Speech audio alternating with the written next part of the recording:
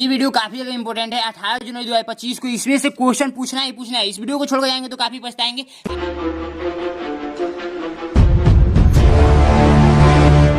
आइए एक एक क्वेश्चन समझते हैं। यदि किसी त्रिभुज के दो कोण 40 व 50 अंश है तो तीसरा कोण क्या होगा। देखिए ध्यान से समझेंगे। इसको क्या बोलते हैं आप लोग? त्रिभुज बोलते हैं। क्या बोलते हैं? त्रिभुज बोलते हैं। ये बात आपको भी पता है, ठीक है।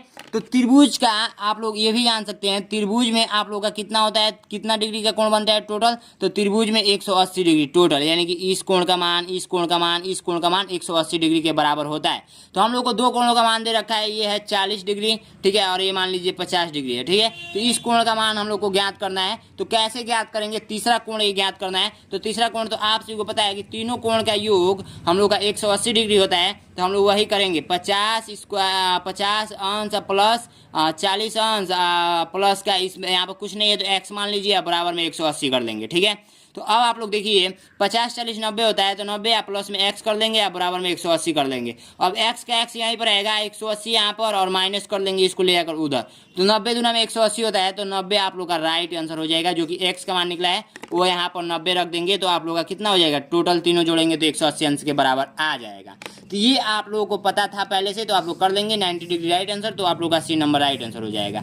नेक्स्ट क्वेश्चन, एक कोण को अपने कोटिपूरक कोण के समान है, एक कोण अपने कोटिपूरक कोण के समान है, वह कोण क्या होगा। देखिए कोटिपूरक कोण, एक कोण जो है वो दूसरा अपने कोटिपूरक कोण के समान है। तो आप सभी को मैंने बहुत ही पहले पढ़ाया था, फर्स्ट क्लास आप लोग नहीं देखे होंगे, प्लेलिस्ट जाकर चेक करेंगे। कोटिपूरक कोण किसे बोलेंगे भैया? कोटिपूरक कोण उसे बोलेंगे दो एक यानी कि दो कोणों का योग कितना होना चाहिए कोटिपूरक में, 90 डिग्री, ठीक है, 90 डिग्री। और समपूरक में आप लोग का 180 डिग्री। तो ये कह रहा है कि दोनों समान हो, तो ये x है तो ये भी x होना चाहिए, और दोनों समान है भैया, तो दोनों समान है तो कितना डिग्री रखेंगे तो समान हो जाएगा, और 90 डिग्री के भी बराबर आना चाहिए। तो 45 रख देंगे तो आप लोग का ये 90 डिग्री के बराबर आ जाएगा, जो कि ये दोनों समान भी हैं और कोटिपूरक भी हैं। तो राइट आंसर आप लोग का 45 हो जाएगा, जो कि बी नंबर में दिया हुआ है। वृत्त की सबसे बड़ी जीवा कौन सी होती है? तो वृत्त की सबसे बड़ी जीवा आप लोग ध्यान से समझेंगे, बहुत सारे बच्चों को नहीं पता है, ठीक है। तो ये सबसे पहले इसको जो कहते हैं उसको कहते हैं वृत्त। वृत्त में एक छोटा सा केंद्र होता है, और इसी केंद्र से होकर जो एक रेखा जाती है उसको हम लोग क्या बोलते हैं? व्यास बोलते हैं, व्यास बोलते हैं। एंड सबसे बड़ी जीवा भी बोलते हैं, सबसे बड़ी जीवा भी बोलते हैं वृत्त की। ये बात आप लोग नोट कर लेंगे, ठीक है। और इधर के साइड में एक छोटा सा खींचा जाता है, ये भी जीवा ही कहलाता है, ठीक है। तो याद रखेंगे व्यास को ही सबसे बड़ी जीवा बोला जाता है, जो कि राइट आंसर ए नंबर है, ठीक है। दो न्यून कोणों का योगफल उनमें से क्या नहीं हो सकता है? न्यून कोणों का योगफल इनमें से क्या नहीं हो सकता है, ठीक है। तो ध्यान से इसको समझेंगे, जो कि काफी इजी है।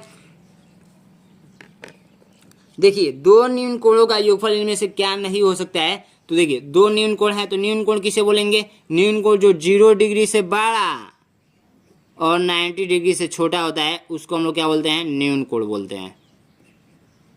बोलते हैं। ये बात आपको याद है। अब समकोण किसे बोलेंगे? तो समकोण के लिए मैं सब कुछ पहले इधर साइड में लिख देता हूँ, तब आपको ज़्यादातर समझ में आएगा, ठीक है।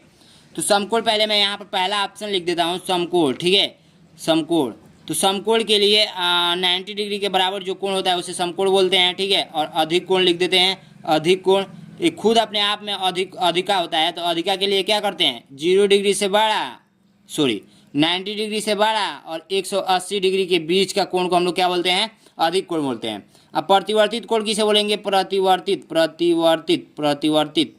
कोण किसे बोलेंगे? तो प्रतिवर्तित कोण 180 डिग्री से जो कि बड़ा होता है और 360 डिग्री से छोटा होता है। ये बात आप लोग परिभाषा याद रख लेंगे। और न्यून कोण मैंने बता ही दिया, न्यून कोण मैंने बता दिया कि 0 डिग्री से बड़ा और भाई 90 डिग्री से छोटा होता है। तो ये बात जब आपको पता चल गया, तो दो न्यून कोण का योगफल बोला है, तो दो न्यून कोण क्या क्या ले सकते हैं? कुछ भी ले सकते हैं, ठीक है, कुछ भी ले सकते हैं। तो कुछ भी लेंगे तो उसका योगफल कितना के बराबर आएगा? उसका योगफल आएगा, मान लीजिए कि मैंने ले लिया 90 और 90 प्लस 90, तो आप लोग का 180 हो गया। तो 180 क्या नहीं हो सकता है? तो प्रतिवर्तित कोण नहीं हो सकता है। 180 और 360 डिग्री के मैंने बीच में बोला है, तो 180 को भी नहीं लेंगे, 360 को भी नहीं लेंगे, इसके बीच वाले मान को लेंगे। तो ये आप लोग का प्रतिवर्तित, इसमें तो आ नहीं रहा है, इसमें तो आ नहीं रहा है, इसमें तो आ नहीं रहा है, इसमें आप लोग का आ रहा है, नहीं इसमें भी आप लोग का आ रहा है, तो ये आप लोग का राइट आंसर आप लोग का प्रतिवर्तित कोण हो जाएगा, जो कि सी नंबर है। ठीक है, तो प्रतिवर्तित कोण में आप लोग का 180 डिग्री नहीं आएगा। अब नेक्स्ट क्वेश्चन देखेंगे। नेक्स्ट 18 जनवरी 2025 को जो पेपर देंगे, मेरे हिसाब से इसी में से सारे रीडिंग के प्रश्न फंसने वाले हैं इस बुक से। ठीक है, तो इस बुक को परचेज कर लेंगे, डिस्क्रिप्शन में लिंक मिलेगा। ये बुक आप लोग का अग्रवाल एग्जाम कार्ड का है, जो कि काफी बेस्ट बुक है, बहुत ही सारा रिजल्ट दिया है पिछले वर्ष का। तो इस बुक को आप लोग परचेज कर लेंगे, डिस्क्रिप्शन में लिंक मिलेगा। और रीजनिंग का क्वेश्चन सारे के सारे इसमें से प्रैक्टिस कीजिए, जो कि ऐसा प्रैक्टिस करके एग्जाम में जाएगा, एकदम फोड़ कर आएगा। तो डिस्क्रिप्शन में लिंक है, वहां से आप लोग परचेज कर लेंगे। Thank you so much. Question, निम्नलिखित में से कौन सा युग्म कोटि पूरक है? कोटि पूरक मैंने अभी नहीं बताया, वीडियो में दिख रहा है ना। कोटि पूरक मैंने अभी बताया कि दो कोणों का योगफल, कोटि पूरक दो कोणों का योगफल हमेशा 90 डिग्री के बराबर आनी चाहिए। तो 90 डिग्री के बराबर आनी चाहिए, तो किसका मान 90 डिग्री है जोड़ लेंगे, तो इसका जोड़ेंगे तो 180 आ रहा है, इसको जोड़ेंगे तो 42, और ये तो 90 डिग्री के बराबर आ रहा है, ये भी है देखिए ये। तो बी नंबर राइट आंसर, यानी कि 48 डिग्री आप प्लस का 42 डिग्री करेंगे तो आप लोग का 90 डिग्री आ रहा है। तो जो 90 डिग्री के बराबर होगा वही तो होगा कोटि पूरक। समपूरक में सेम इसका उल्टा होता है, उल्टा बोल रहे हैं सॉरी, समपूरक में आप लोग का होता है, समपूरक में दो कोणों का योगफल आप लोग का 180 डिग्री के बराबर होता है। ठीक है, तो इसको जोड़ेंगे, कौन सा ऐसा जोड़ेंगे जो 180 डिग्री के बराबर आ रहा है, ये आप लोग को याद रहेगा तभी आप लोग कर पाएंगे। इसको याद कैसे करेंगे, तो मेरा एक मोबाइल नंबर है 91 40 61 29 59, इस पे आप लोगों को व्हाट्सअप करना है। मेरा एक कोर्स चलता है 249 रुपये का। ठीक है, वो मैं भेज दूंगा, सारा PDF में पढ़ा रखा हूँ, एक PDF चैप्टर वाइज भेजूंगा, और साथ में वीडियो क्लासेस भेजूंगा, 7 पिछला साल का पेपर भेजूंगा, 8 प्रैक्टिस सेट भेजूंगा, और मार्कशीट भेजूंगा। और मार्कशीट कैसे फिल करना है इस पर वीडियो क्लासेस भेजूंगा। बाकी बहुत कुछ है 400 इंपॉर्टेंट क्वेश्चन भेजूंगा, जो कि उसी में से लड़ेगा। ठीक है, यदि किसी त्रिभुज की भुजाएं क्रमशः 5 सेमी, 6 सेमी और 3.5 सेमी है, तो उस त्रिभुज होगा।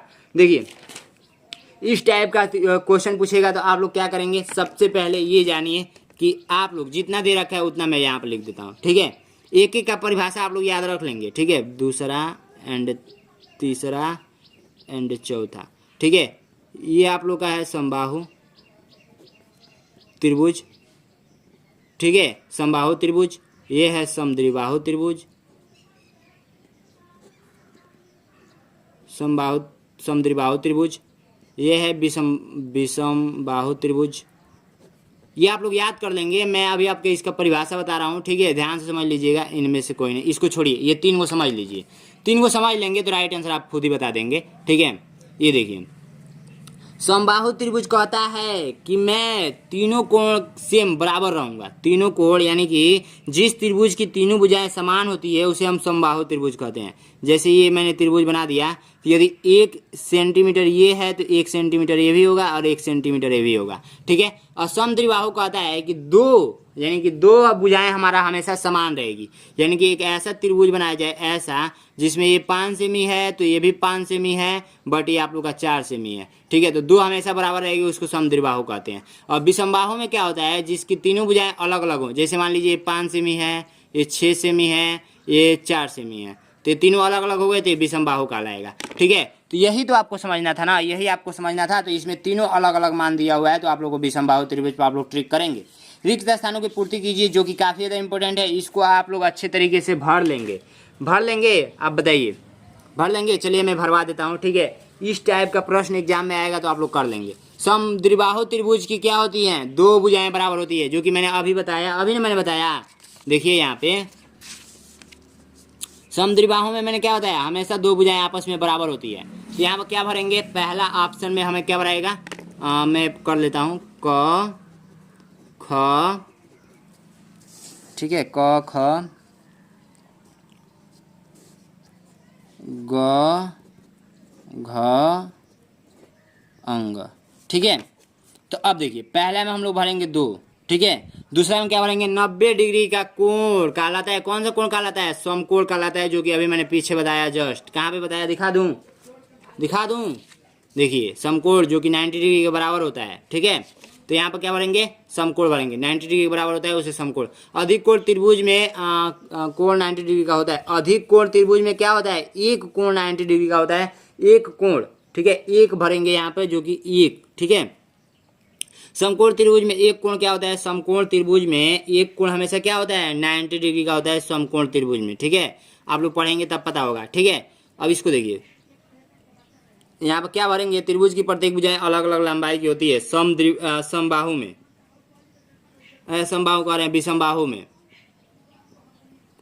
प्रत्येक त्रिभुज का भुजा अलग अलग होता है। ठीक है, तो यहाँ पर समबाहु त्रिभुज भर लेंगे और उसके बाद से लास्ट ऑप्शन है यानी कि च भी है इसमें। तो च आप लोग क्या है, त्रिभुज के तीनों कोणों का योगफल कितना होता है, 180 डिग्री के बराबर होता है। तो बस इस वीडियो में इतना ही था, फिर मिलेंगे नेक्स्ट वीडियो में, तब तक के लिए जय हिंद जय भारत।